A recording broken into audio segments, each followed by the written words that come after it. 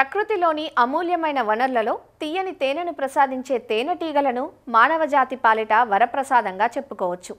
ఇటీవల తేనెకు పెరుగుతున్న గిరాకీతో తేనె పరిశ్రమ అనేక మందికి ఉపాధి మార్గంగా ఆవిర్భవిస్తోంది. తేనెటీగలు వివిధ పంటల్లో పరపరాగ సంపర్కానికి తోడ్పడి రైతులు అధిక దిగుబడులు సాధించేందుకు పరోక్షంగానూ, తేనె ఉత్పత్తికి ప్రత్యక్షంగానూ దోహదపడతాయి. ప్రధానంగా తేనెటీగల నుంచి తేనె మాత్రమే కాదు, మైనం, పుప్పొడి, రాజాహారం, ప్రొపోలిన్ వంటి ఉప ఉత్పత్తులు కూడా లభ్యమవుతాయి.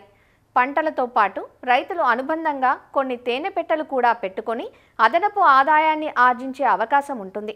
తేనెటీగల్లో అనేక రకాలున్నప్పటికీ పెంపకానికి కొన్ని రకాలు మాత్రమే అనువుగా ఉంటాయంటూ వివరాలు తెలియజేస్తున్నారు ఆచార్య ఎన్జీ రంగా వ్యవసాయ విశ్వవిద్యాలయం ఉండి కృషి విజ్ఞాన కేంద్రం program coordinator doctor N Mallikarjunarao. ఈ తేనెటీగ పరిశ్రమ అనేది ఇటీవల కాలంలో ఎక్కువగా ఆసక్తి చూపుతున్నారు. అయితే తేనె వాడకం కూడా మన కోవిడ్ వచ్చిన తర్వాత ఇటీవల కాలంలో కూడా తేనె వాడకం కూడా పెరిగింది. అయితే మన తేనెలో కూడా చాలా వరకు కల్తీ రావడము, స్వచ్ఛమైన తేనె అనేది దొరకడం కూడా చాలా కష్టతరంగా మారింది. కాబట్టి కొంతమంది ఉత్సాహవంతంగా ఉన్న వాళ్ళ యువకులు కానీ సాఫ్ట్వేర్ ఉద్యోగులు కూడా ఈ తేనె పరిశ్రమ వైపు కూడా ఆసక్తి చూపుతున్నారు. అయితే ఈ తేనెలో మనకు ముఖ్యంగా ఐరోపా తేనెటీగలు ఉన్నాయి, అలాగే పుట్ట తేనెటీగలు కూడా ఉన్నాయి. అయితే ఇందులో ఎక్కువగా మనకి దిగుబడి ఇచ్చేవి ఐరోపా తేనెటీగలు కాబట్టి వాటిని కనుక పెట్టుకుంటే ఎక్కువగా రైతులకు కానీ గ్రామీణ యువతకు కూడా ఆదాయం కూడా ఎక్కువ అవకాశం ఉంది.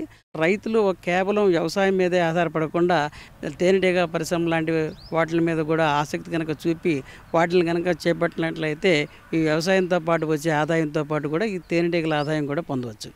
అయితే ఈ తేనెటీగల పరిశ్రమ పెట్టడం వల్ల ఒక తేనె ఒకటే కాదు, తేనెతో పాటు మైనం వస్తుంది, అలాగే ప్రొపాలిస్ అనే ఒక పదార్థం కూడా వస్తుంది. అంతేకాకుండా కొంతమంది రాయల్ జెల్లీ అనే పదార్థం కూడా ఎక్కువగా మనకి మార్కెట్ వాల్యూ ఉంది కాబట్టి దాన్ని కూడా తీస్తున్నారు.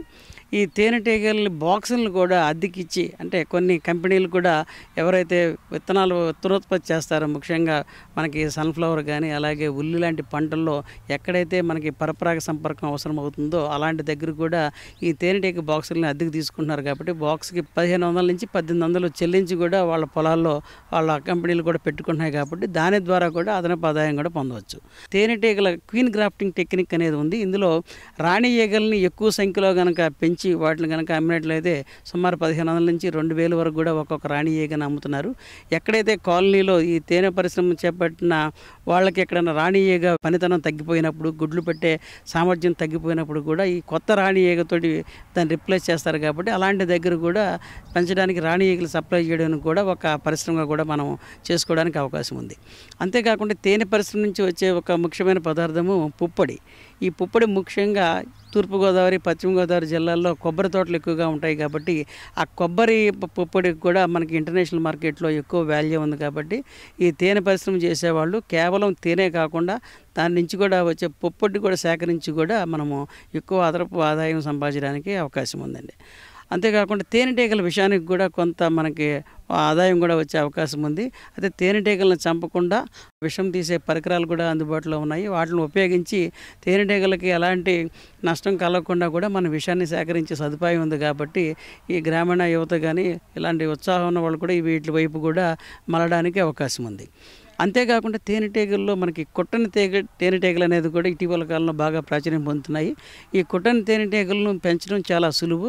ఇవి మనం బాల్కనీలోనూ అలాగే టెర్రస్లో కూడా పెంచవచ్చు. కాబట్టి దీని యొక్క తేనె కూడా ఎక్కువ కూడా మనకి మెడిసినల్ వాల్యూ ఎక్కువ ఉంది. సుమారు దీని విలువ కేజీ తేనె 3000 వరకు కూడా అమ్ముతున్నారు. కాబట్టి ఇటీవల కాలంలో ఈ కుట్టని తేనెటీగలకు ప్రాచుర్యం పొందుతుంది. కొంతమంది ఫారెస్ట్ ఏరియా నుంచి కూడా ఈ తేనెటీగ కాలనీలు తీసుకొచ్చి వాటిని కూడా బాక్సుల్లో పెట్టి కాలనీ 3000 చొప్పున కూడా అమ్ముతున్నారు. తేనెటీగలు మీద మన శిక్షణా కార్యక్రమాలు కూడా కృషి విజ్ఞాన కేంద్రాలు ఇస్తున్నాయి. అలాగే విజయరాయిలో కూడా మనకి తేనెటీగల పరిశోధన కేంద్రం ఉంది, అక్కడ కూడా శిక్షణా కార్యక్రమాలు తీసుకోవచ్చు. అలాగే బీ బోర్డు సహకారంతో కూడా అనేక రకాల శిక్షణా కార్యక్రమాలు ఇస్తున్నారు. కాబట్టి ఎవరైతే తేనెటీగల మీద ఆసక్తి ఉందో వాళ్ళందరూ సమీపంలో ఉన్న కృషి విజ్ఞాన కేంద్రాలని సమీపించి 7 రోజుల శిక్షణా కార్యక్రమం కానీ 3 రోజుల శిక్షణా కార్యక్రమం లాంటివి కూడా తీసుకున్నట్లయితే వాళ్ళకి కావాల్సిన సాంకేతిక పరిజ్ఞానం కూడా అందుబాటులోకి వస్తుంది. తేనెటీగలు మీద శిక్షణ కార్యక్రమం తీసుకోవడానికి కృషి విజ్ఞాన కేంద్రం ఉండిని 9440488260 అనే నెంబర్ ద్వారా మీరు కాంటాక్ట్ చేసి మీ పేర్లు కనుక నమోదు చేసుకున్నట్లయితే మనకు శిక్షణ వచ్చే సమయాన్ని బట్టి మీ ఇన్ఫార్మ్ చేయడానికి అవకాశం ఉంటుంది.